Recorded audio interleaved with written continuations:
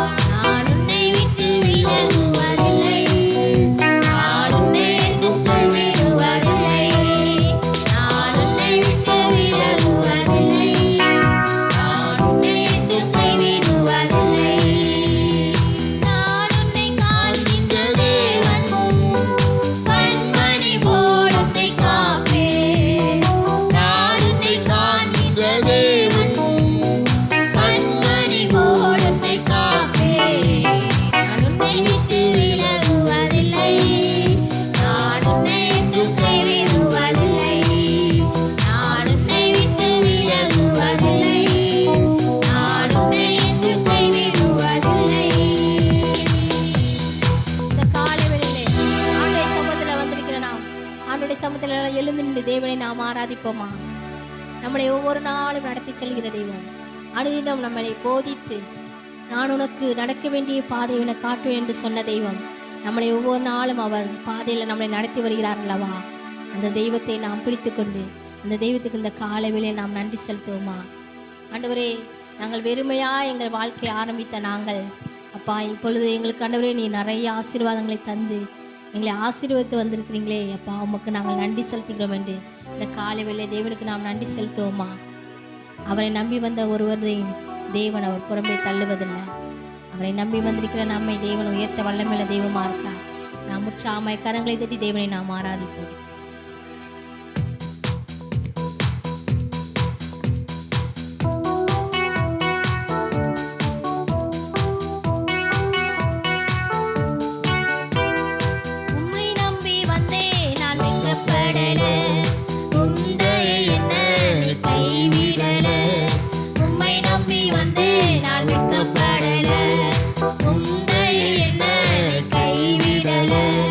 பெருங்கையாய்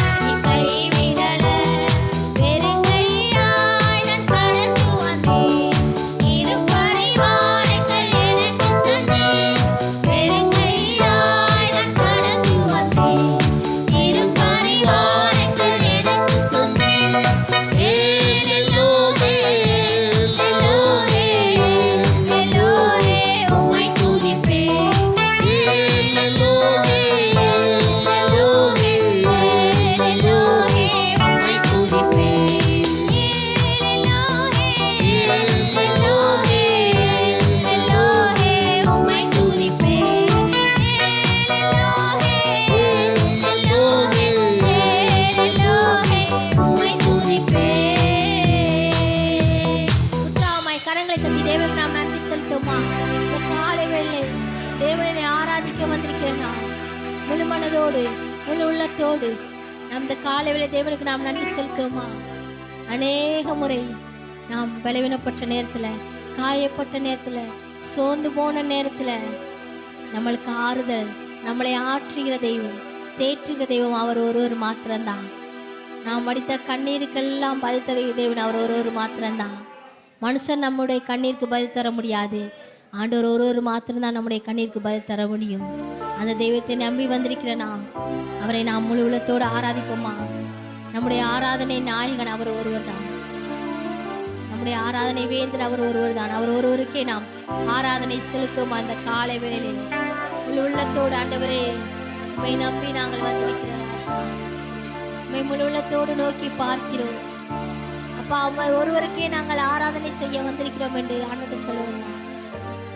ஆண்டவரே, நீங்கள் எங்களை ஆராதனை தேவனா இருக்கிறீரே, உமக்கு நாங்கள் நன்றி செலுத்துகிறோம் சொல்லுவோமா?